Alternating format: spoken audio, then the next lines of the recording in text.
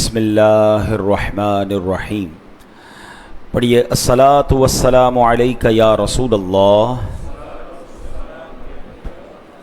وعلی آلک واصحابک یا حبیب اللہ. الصلاۃ والسلام علیک یا نبی اللہ وعلی آلک واصحابک یا نور اللہ. نویت سنت الاعتکاف. پیارے پیارے اسلامی بھائیوں اور مدنی چینل کے ناظرین، الحمدللہ پھر جمعہ کا دن ہے، برکتوں کے نزول کا دن ہے. اللہ کریم سے دعا کرتے ہیں کہ رب کریم آج کے دن کی برکتیں ہم سب کو نصیب فرمائے. اللہ کریم آج ہم سب پر اپنی رحمتوں اور برکتوں کی بارش نازل فرمائے. درود پاک پڑھنے کے بے شمار فضائل و برکات ہیں. کعبے کے بدر الدجا، طیبہ کے سورہ بنی اسرائیل آیت نمبر 71، اس کی تلاوت ہوگی، ترجمہ ہوگا اور پھر انشاءاللہ اس کے بارے میں کچھ سیکھیں گے. اللہ کریم قرآن میں فرماتا ہے بسم اللہ الرحمن الرحیم: یوم ندعو کل اناس بامامہم فمن اوتی کتابہ بیمینہ فاولئک یقرؤون کتابہم ولا یظلمون فتیلا. آسان ترجمہ قرآن کنز العرفان. یاد کرو جس دن ہم ہر جماعت کو اس کے امام کے ساتھ بلائیں گے، تو جسے اس کا نامہ اعمال اس کے دائیں ہاتھ میں دیا جائے گا تو وہ لوگ اپنا نامہ اعمال پڑھیں گے اور ان پر ایک دھاگے کے برابر بھی ظلم نہیں کیا جائے گا.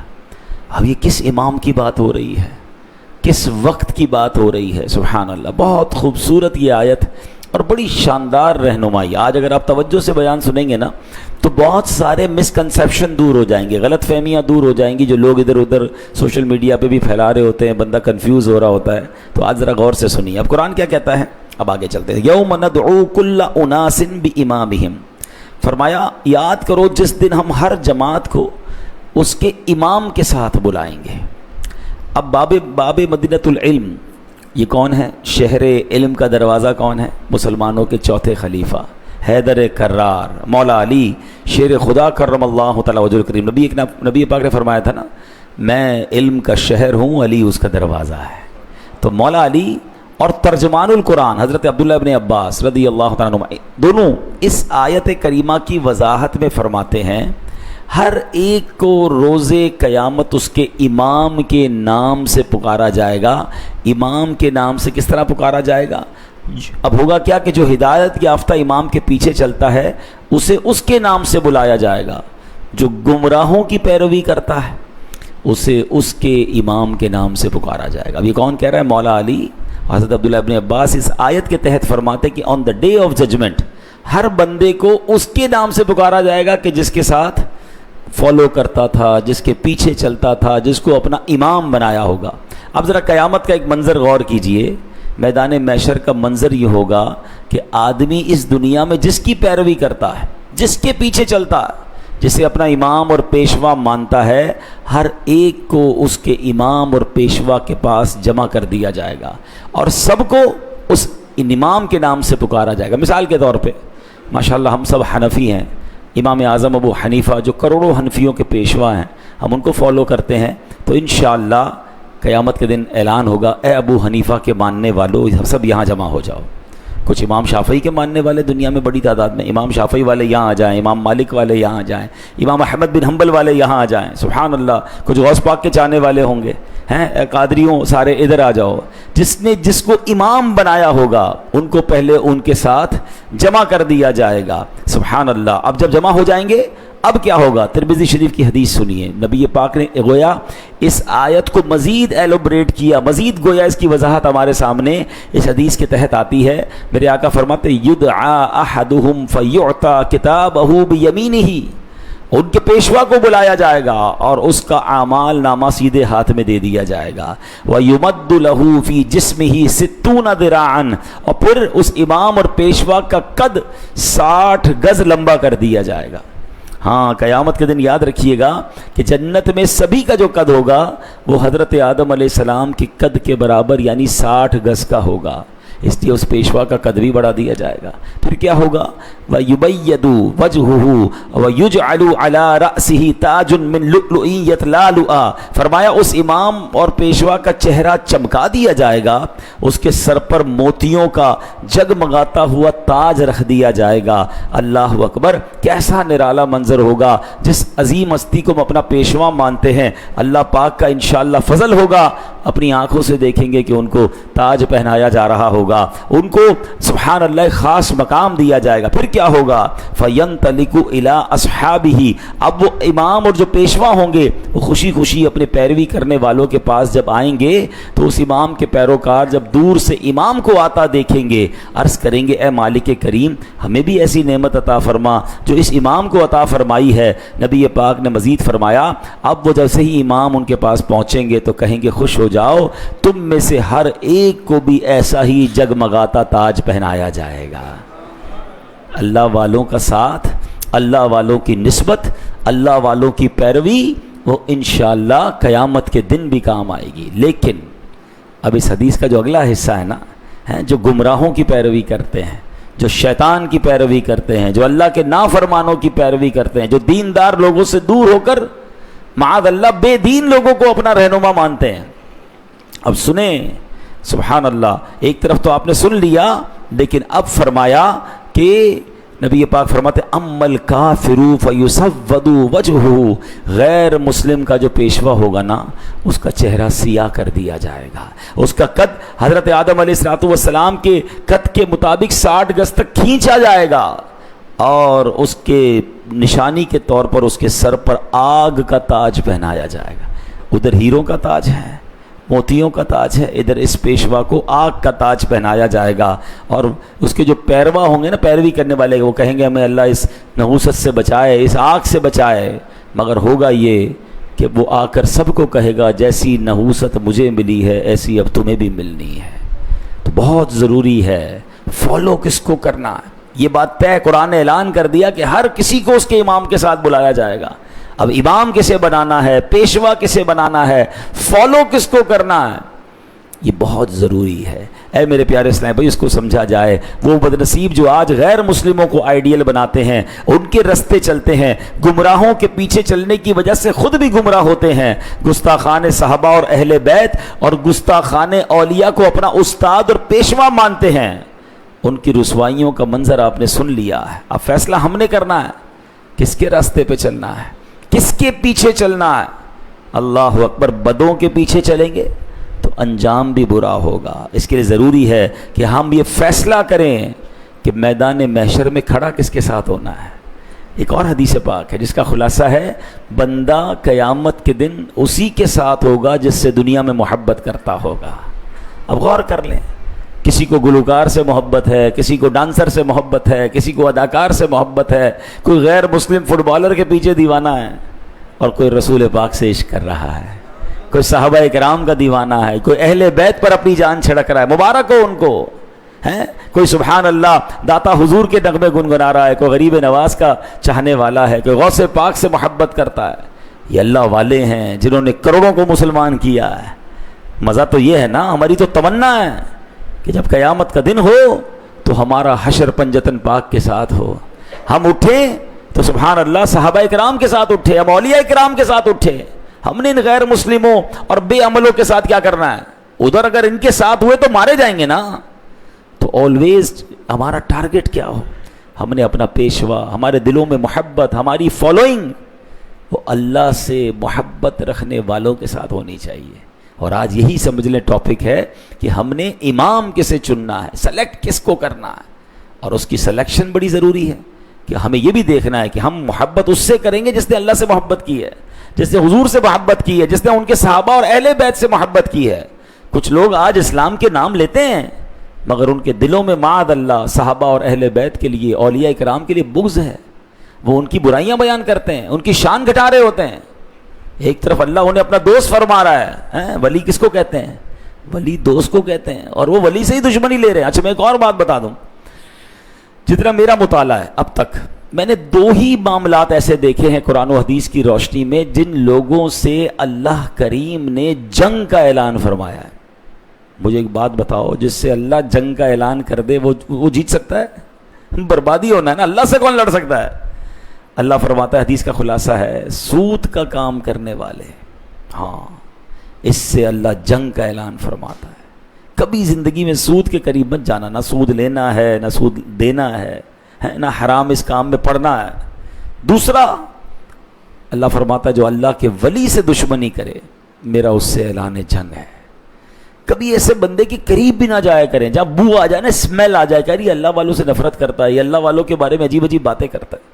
یہ ہمارا کام نہیں ہے۔ جن کو دنیا اللہ والا مانتی ہے، پوری دنیا میں سینکڑوں سال ہو گئے ہیں اور دنیا بھر کے لوگ انہیں اللہ کا ولی مانتے ہیں، آج کے نئے دور کے لوگ آ کے ان کے خلاف باتیں کر رہے ہیں، کبھی بھی نہیں۔ اور میں آج آپ کو قرآن اور حدیث سنا رہا ہوں آپ سے آج تو۔ اچھا کچھ لوگ پتہ کیا کہتے ہیں، یار میرا کوئی امام نہیں، میں کسی کو نہیں مانتا۔ قرآن کیا کہہ رہا ہے؟ یوم ندعو کل اناس بامامہم، یاد کرو جس دن ہم ہر جماعت کو اس کے امام کے ساتھ بلائیں گے۔ تو آپ کا کوئی امام ہی نہیں ہے تو پھر کس کے ساتھ بلائے جاؤ گے؟ اب حدیث سنیں، بلکہ کہا جاتا ہے من لا شیخ لہ فشیخہ الشیطان، جس کا کوئی شیخ نہیں، جس کا کوئی پیر نہیں، اس کا پیر شیطان ہوتا ہے۔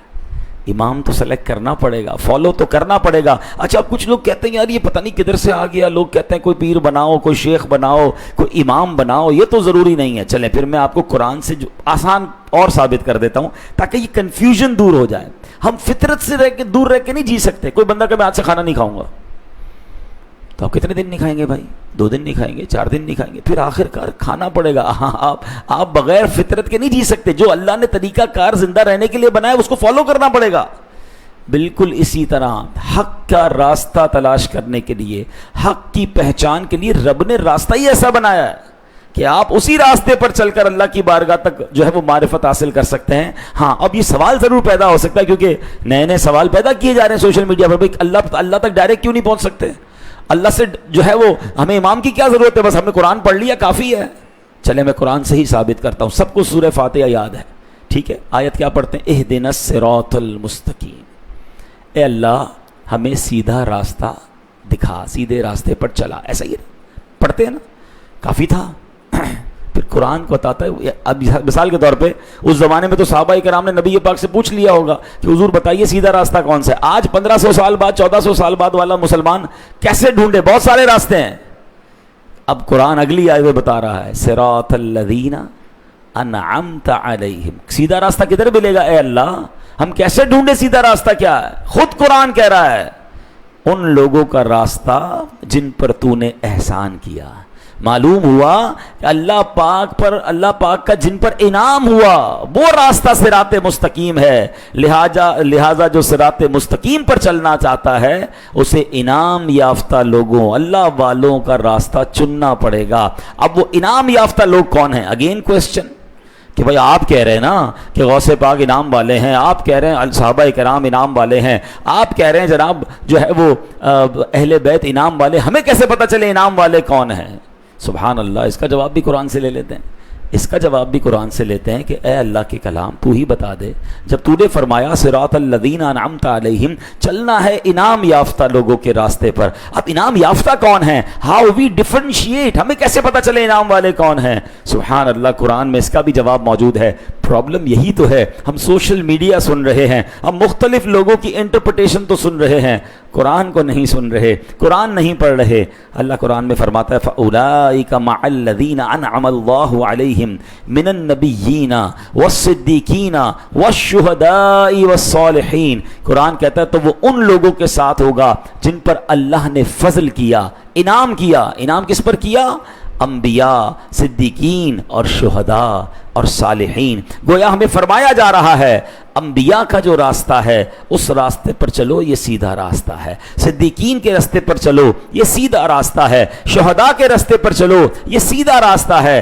نیک لوگوں کے راستے پر چلو، یہ سیدھا راستہ ہے۔ رول ماڈلز ہمیں قرآن نے دے دیے ہیں کہ if you want to find a correct path، بہترین سیدھا راستہ ڈھونڈنا ہے تو یہ اللہ والے ہیں جن کے راستے پر چلنا ہے۔ پتہ چلا کہ اسلام کا مزاج یہ ہے کہ اسلام شخصیات کو معیار حق قرار دیتا ہے۔ دیکھیں نبی تو اب کوئی نہیں آ سکتا نا، نبوت کا سلسلہ ہمارے آقا علیہ السلام پر ختم ہو گیا۔ حضور علیہ الصلوۃ والسلام اللہ کے آخری نبی ہیں۔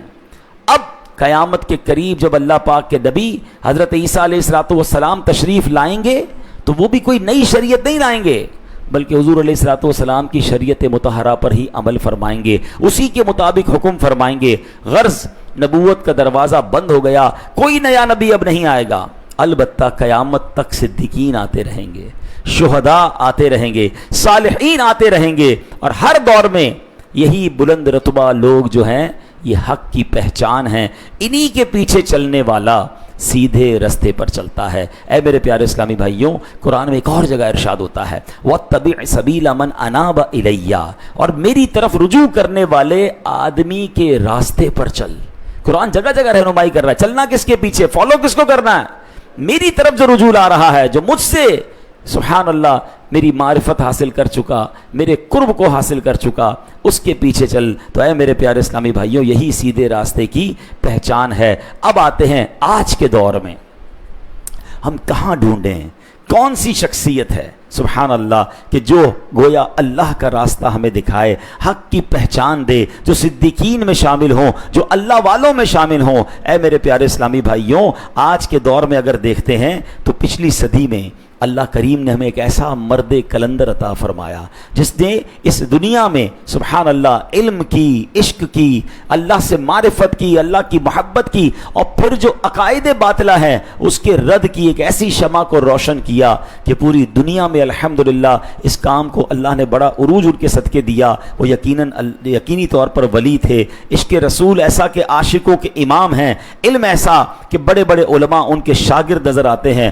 مفتی ایسا کہ آج بھی ان جیسا مفتی نظر نہیں آتا، محدث بھی بہت بڑے، مفسر بھی بڑے کمال کے تھے، اور ان کا نام کیا ہے؟ ان کا نام ہے امام احمد رضا خان، جن کو آج محبت سے لوگ اعلیٰ حضرت امام اہل سنت کہتے ہیں۔ اور اعلیٰ حضرت کی شان کیا ہے کہ سبحان اللہ آپ سنیوں کے امام اور پچھلی صدی کی بہت بلند رتبہ ہستی ہیں، حق کی پہچان ہیں۔ آپ کی بابرکت ذات دنیا اسلام کے لیے بہت بڑی نعمت ہے۔ جب غیر مسلم، نان مسلم لوگ اسلام کے خلاف سازشیں کر رہے تھے، بد مذہبی عروج پکڑ رہی تھی، بدعتیں عام ہو رہی تھیں، معاذ اللہ قرآنی آیات کے مفہوم کو بدلنے کی کوشش کی جا رہی تھی، اسلامک ٹیچنگ کو بدلنے کی جسارت ہو رہی تھی، ان فتنوں کے وقت میں اللہ پاک نے اعلیٰ حضرت امام اہل سنت کی صورت میں دنیا اسلام کو ایک عظیم نعمت سے نوازا۔ اعلیٰ حضرت مجدد بن کر تشریف لائے، آپ نے فتنوں کا سر قلم کر دیا، غیر مسلموں کی سازشوں کو ناکام بنا دیا،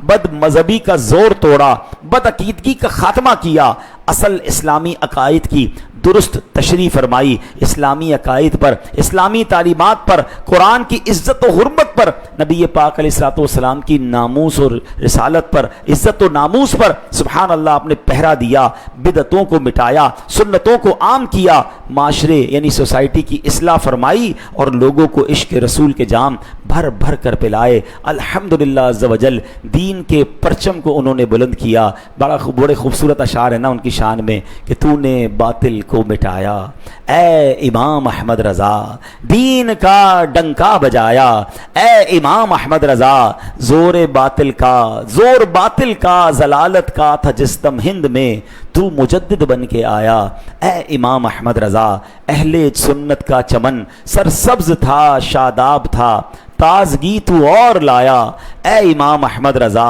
تو نے باطل کو مٹا کر دین کو بخشی جلا، سنتوں کو پھر جلایا اے امام احمد رضا۔ تو اے میرے پیارے اسلامی بھائیوں، 25 صفر المظفر انشاءاللہ اتوار والے دن اعلیٰ حضرت امام اہل سنت کا عرس ہوتا ہے۔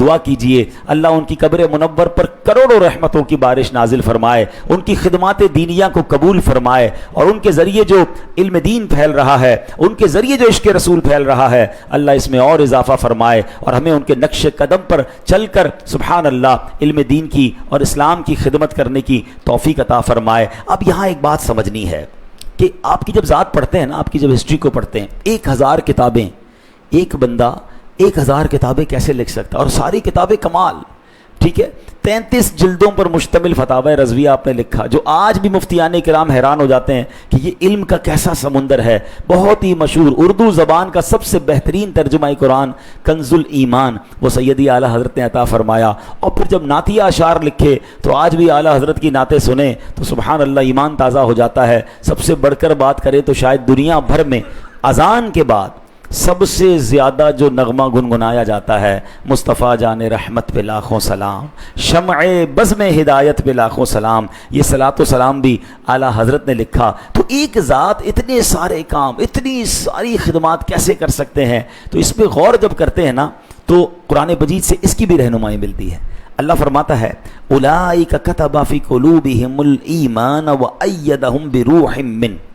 ترجمہ کنز العرفان، یہ وہ لوگ ہیں جن کے دلوں میں اللہ نے ایمان نقش فرما دیا اور اپنی طرف کی روح سے ان کی مدد کی. یعنی اللہ جن کو سلیکٹ کر لیتا ہے نا ان کے دلوں پر ایمان مہر فرما دیتا ہے اور پھر جبریل امین کے ذریعے، فرشتوں کے ذریعے ان کی مدد فرماتا ہے. یہ قرآن کہہ رہا ہے. اب ذرا سیدی اعلیٰ حضرت پر اللہ کی مدد کیسی تھی غور کیجئے گا. کچھ لوگ چوزن ون ہوتے ہیں، سلیکٹڈ ون ہوتے ہیں. اب ذرا غور کریں سبحان اللہ، اعلیٰ حضرت امام اہل سنت نے 4 سال کی عمر میں، ہو سکتا ہے یہاں کوئی 4 سال کا بچہ ہو، 4 سال کی عمر میں جب بچے کو صحیح بولنا نہیں آتا آپ ناظرہ قرآن کریم ختم کر چکے تھے. 6 سال کی عمر میں سبحان اللہ، کتنی عمر ہوتی ہے بچے کی؟ علماء اور مشائخ کی موجودگی میں آپ سبحان اللہ ایک شاندار تقریر فرماتے ہیں. 8 سال کی عمر میں درس نظامی پڑھائی جانے والی جتنی کتابیں ہیں وہ ساری کتابیں تو اپنی جگہ ان عربی کتاب پر، ایک عربی کتاب پر عربی میں حاشیہ لکھ رہے ہیں. عمر کتنی ہے؟ 8 سال. تائید اللہ کی ہے، مدد اللہ کی ہے، غیبی مدد ہے. 13 سال 10 ماہ 4 دن میں پہلا فتویٰ لکھتے ہیں اور فتویٰ چیک کرنے کے بعد والد گرامی آپ کو مفتی کا درجہ عطا فرما دیتے ہیں. لیس دین 14 ایئرس کی عمر میں کون مفتی بنتا ہے؟ تو یہ وہ چوزن ون تھے، یہ وہ سلیکٹڈ ون تھے کہ جن پر اللہ کی خاص عنایت اور تائید. آپ نے قرآن سے سنا کہ جو اللہ قبول کر لیتا ہے جنہیں، جو اللہ کے مقبول ہوتے ہیں، پھر اللہ فرشتوں کے ذریعے، روح القدس کے ذریعے ان کی مدد فرماتا ہے. دل کی صفائی جو ہے نا، علماء کہتے ہیں 80 سال لگتے ہیں اس کو، مگر اعلیٰ حضرت نے یہ منزل 22 سال کی عمر میں پالی. 22 سال کی عمر میں اپنے شیخ آل رسول رحمۃ اللہ تعالی کی خدمت میں مرید ہونے گئے. اچھا، شاہ آل رسول کا ایک انداز یہ تھا کہ آپ کے پاس جب لوگ جاتے تھے نا تو برسوں سے ریاضتیں کر رہے ہیں، عبادتیں کر رہے ہیں اور ان کو ابھی تک خلافت نہیں ملی. اور اعلیٰ حضرت حاضر ہوئے 22 سال کی عمر میں، آپ نے مرید کیا اور مرید کرتے ہی ان کو خلافت سے بھی نواز دیا.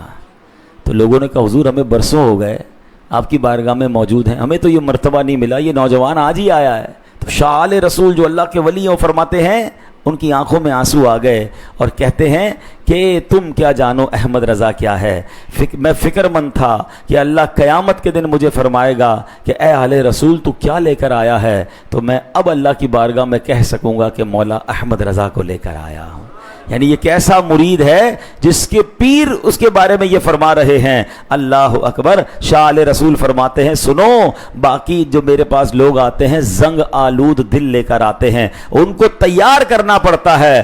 احمد رضا میرے پاس آئے ہیں شفاف دل لے کر آئے ہیں، ان کو بس نسبت کی ضرورت تھی، ان کو اور برکتیں مل گئی ہیں. اللہ اکبر. خوبصورت اشعار شاعر لکھتے ہیں، روز محشر اگر مجھ سے پوچھے خدا، روز محشر اگر مجھ سے پوچھے خدا، بول آل رسول تو لایا ہے کیا، عرض کر دوں گا لایا ہوں احمد رضا، یا خدا یہ امانت سلامت رہے. سبحان اللہ. اللہ سیدی اعلیٰ حضرت کا فیضان ہمیں بھی نصیب فرمائے. اچھا، اب اعلیٰ حضرت امام اہل سنت کا جو مسلک ہے، اعلیٰ حضرت کو جو لوگ فالو کرتے ہیں امام احمد رضا خان کو، یہ کوئی نیا دین نہیں ہے، بلکہ یہ وہی پہرا ہے، یہ وہی فکر ہے، یہ وہی سوچ ہے جو صحابہ کرام علیہم رضوان نے نبی پاک سے حاصل کی. اور اگر آپ اس کو کمپیئر کرنا چاہتے ہیں تو چند گلمپس، چند ہائی لائٹس بتا دیتا ہوں. اب بتائیے اعلیٰ حضرت کے جو عقائد ہیں اور صحابہ کرام کے عقائد کیا تھے. آج کے دور میں ان عقائد کو متزلزل کرنے کی کوشش کی جا رہی ہے اور اعلیٰ حضرت کی تحریرات ان عقائد پر آپ کو پہرا دیتے نظر آئے گی. مثال کے طور پہ صحابہ کرام علیہم رضوان کا عقیدہ کیا تھا؟ قرآن و حدیث سے وہ جانتے تھے کہ اللہ نے اپنی عطا سے اپنے حبیب علیہ السلام کو علم غیب عطا کیا. سبحان اللہ. اس دور میں علم غیب کے معاملات پر پہرا دینے والے سیدی اعلیٰ حضرت امام اہل سنت ہیں. صحابہ کرام کا عقیدہ تھا حضور علیہ الصلوۃ والسلام نور ہیں، اس دور میں عقیدہ نور پر پہرا دینے والے سیدی اعلیٰ حضرت امام اہل سنت ہیں۔ صحابہ کرام کا یہ عقیدہ تھا کہ رب کریم نے اپنے کرم سے اپنے حبیب علیہ الصلوۃ والسلام کو اختیارات عطا فرمائے۔ اختیارات مصطفیٰ علیہ الصلوۃ والسلام کے اس سوچ اور عقیدے پر پہرا دینا یہ سیدی اعلیٰ حضرت کی خدمت نظر آتی ہے۔ صحابہ کرام کا عقیدہ تھا کہ حضور علیہ الصلوۃ والسلام روز قیامت شفاعت فرمائیں گے۔ ایسے لوگ بھی آج کے دور میں آئے جو شفاعت مصطفیٰ کے منکر تھے۔ سیدی اعلیٰ حضرت نے ان بدعتوں کا قلعہ کما کیا اور عقیدہ شفاعت پر پہرا امام احمد رضا خان نے دیا۔ آگے چلیں تو صحابہ کرام کا یہ عقیدہ ہے جو دیتا ہے وہ رب دیتا ہے، مگر حضور تقسیم فرماتے ہیں۔ اور بڑی مشہور حدیث بھی ہے،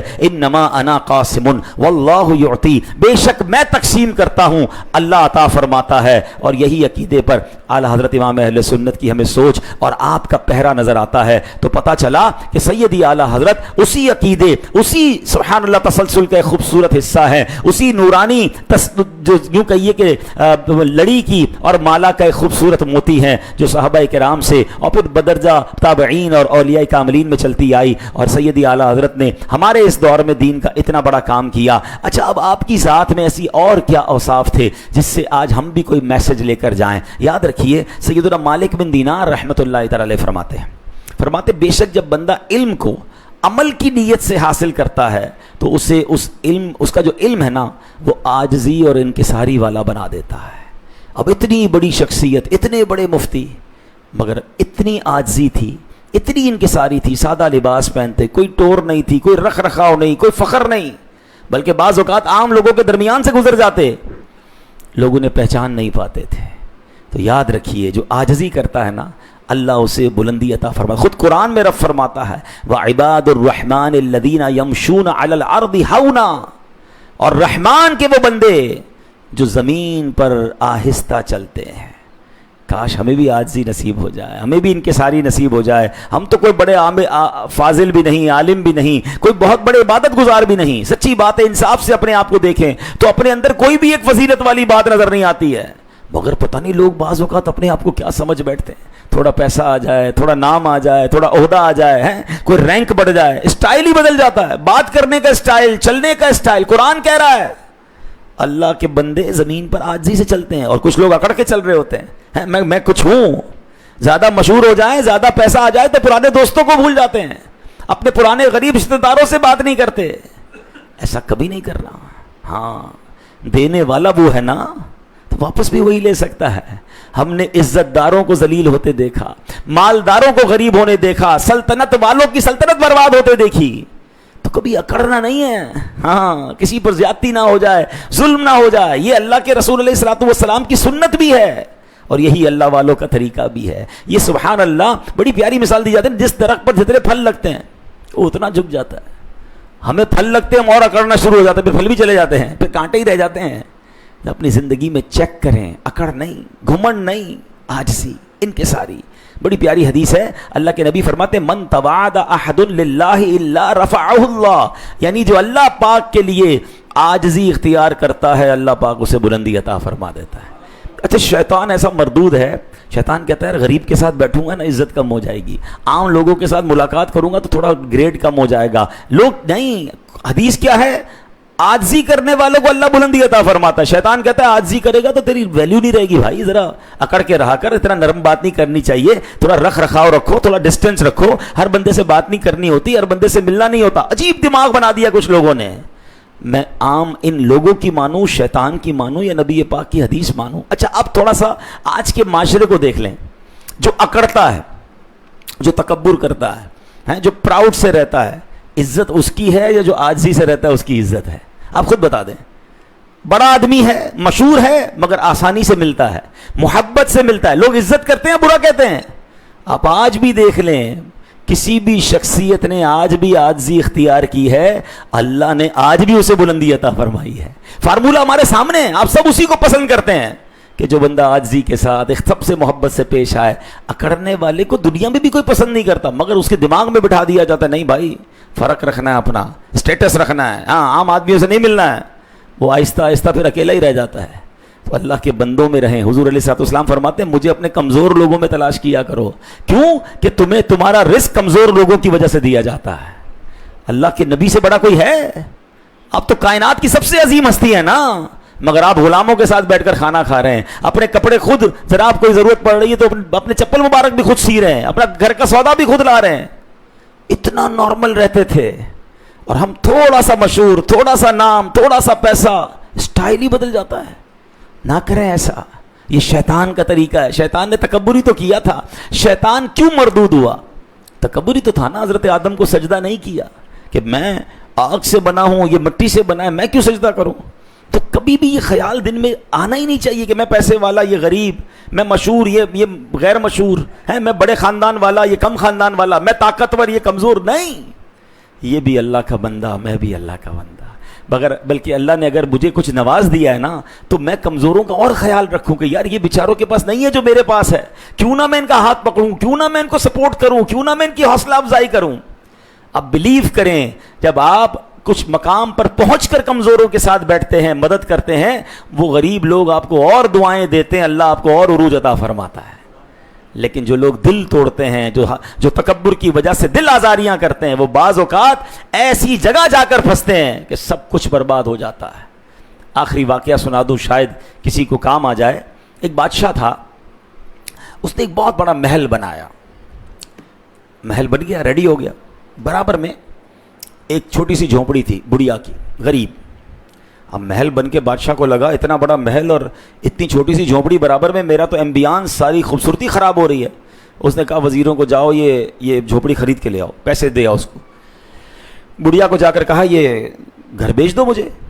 بڑھیا کہتی میں نے نہیں بیچنا, میرے مرحوم شوہر کی نشانی, میرے بچوں کی نشانی, میں اکیلی, میں اس میں رہنا چاہتی ہوں. کہ پیسے لے لو. کہ نہیں بیچنا. اور پیسے لے لو. نہیں بیچنا. بڑی ضدی ہے بڑھیا بھائی. بادشاہ کو پتہ چلا. جب وہ خاتون کہیں سفر پر گئیں, بادشاہ کو پتہ چلا گھر خالی, جھونپڑی خالی ہے. کہا جاؤ جا کے مٹا دو. خادمین گئے, جا کے گرائی بیچاری کی جھونپڑی, آگ لگائی, ملیا میٹ کر دیا. وہ بوڑھی خاتون جب سفر سے واپس آئی نا, اب اس نے دیکھا کہ جھونپڑی تو ہے ہی نہیں, میرا گھر تو گیا, لکڑی کے کچھ ٹکڑے پڑے ہوئے ہیں. اب اس عورت نے کمال کیا, اس نے کوئی احتجاج نہیں کیا, کوئی شور نہیں مچایا, کوئی ہنگامہ نہیں کیا. اس نے بس اللہ کی بارگاہ میں ایک بات کہی کہ یا اللہ, میں تو سفر پر تھی, میں تو یہاں نہیں تھی, تو تو دیکھ رہا تھا. اے اللہ, تو تو بادشاہوں کا بادشاہ ہے, ایک ظالم بادشاہ نے میرا گھر گرا دیا ہے. بس کتابوں میں لکھا, اور اتنا کہنا تھا کہ زلزلہ آیا, شدید زلزلہ آیا, وہ پورا محل جو ہے وہ گر کر نیست و نابود ہو گیا. وہ بادشاہ جو بڑھیا کا گھر گرانے گیا تھا, اس کا اپنا گھر برباد ہو گیا. کبھی مت کرنا ایسا. یہ مت سمجھنا یہ میرا ہے, یہ گھر میرا, یہ گاڑی میری, یہ رتبہ میرا, یہ جناب عہدہ میرا. نہیں, اللہ دینے والا بھی ہے, اور ناراض ہو جائے تو وہ واپس بھی لے لیتا ہے. ہم نے دنوں کے اندر, منٹوں کے اندر امیر کو غریب بنتے دیکھا ہے, زکوٰۃ دینے والوں کو زکوٰۃ لینے والا بنتے دیکھا. عمارتیں گر گئیں, سیلاب آ گیا, آگ لگ گئی, سب کچھ چلا گیا. میرا کچھ بھی نہیں, سب رب کا ہے. اور اس کے لیے عاجزی, جھکے رہنا ہے. ہاں, ڈرتے رہنا ہے, اللہ دیا ہے تو باقی بھی تو نہیں رکھنا ہے, زوال نعمت سے بچائی رکھنا مالک. اور اس کے لیے اپنے اللہ کے بندوں کے ساتھ اچھا برتاؤ کریں. اور عاجزی اللہ کو بڑی پسند ہے. تو زندگی میں کبھی تکبر کو مت آنے دیجیے گا, زیادتی مت کیجیے گا. میں اپنے بیان میں کئی بار یہ جملہ کہتا ہوں, آج ایک بار پھر کہتا ہوں, شاید کسی کو کام آ جائے, کہ جب آپ کو یہ فیل ہو نا کہ زندگی بہت اچھی گزر رہی ہے, صحت بھی ٹھیک ہے, کاروبار بھی ٹھیک ہے, فیملی بھی مزے میں ہے, اور پھر اچانک چیزیں ڈسٹرب ہونا شروع ہو جائیں, کاروبار بھی ڈسٹرب ہو رہا ہے, یار صحت بھی خراب ہو رہی ہے, فیملی میں بھی لڑائی جھگڑے شروع ہو گئے, ہو کیا رہا ہے, تو چیک کرو کسی کا دل تو نہیں دکھا دیا, کسی پر زیادتی تو نہیں کر دی. ہاں, سب کچھ آہستہ آہستہ ختم ہو جائے گا اگر اللہ کے بندے ہم سے ناراض ہو گئے. ناراض نہ کریں, زیادتی نہ کریں, ظلم نہ کریں. اللہ مجھے بھی مسلمانوں کا خیر خواہ بنا دے, آپ کو بھی بنا دے. اور یہی ہماری اسلام کی تعلیمات ہیں. تو الحمدللہ آج ہم نے امام اہل سنت مولانا شاہ امام احمد رضا خان کے بارے میں سنا. اللہ ان کے مزار پر کروڑوں رحمتوں کی بارش نازل فرمائے, اور ان کی تعلیمات پر ہمیں عمل کرنے کی توفیق عطا فرمائے. ماشاءاللہ ہماری اس فیضان رمضان فیز 4 میں انشاءاللہ عرس اعلیٰ حضرت 7 اگست انشاءاللہ, یعنی آج ہی عشاء کے بعد ایک زبردست پروگرام رکھا گیا ہے, اور فیضان بسم اللہ مسجد ہے. ماشاءاللہ ہمارے بڑے پیارے مبلغ ہیں آصف بھائی, فیضان رمضان فیز 4 ڈیفنس میں، تو انشاءاللہ اس میں ہمارے مولانا آصف صاحب بیان کرنے بھی آئیں گے، اور عشاء کے بعد نعت خوانی بھی ہوگی۔ عشاء کی نماز 9 بجے ہے، تو جو مزید اعلیٰ حضرت امام اہل سنت کے بارے میں سننا چاہیں اور اس مبارک تقریب میں شرکت کرنا چاہیں تو فیز 4 میں فیضان رمضان جو ہماری مسجد ہے اس میں شرکت فرمائیں۔ اللہ پاک عمل کرنے کی توفیق عطا فرمائے، آمین بجاہ النبی الامین۔ سنت ادا کر لیں۔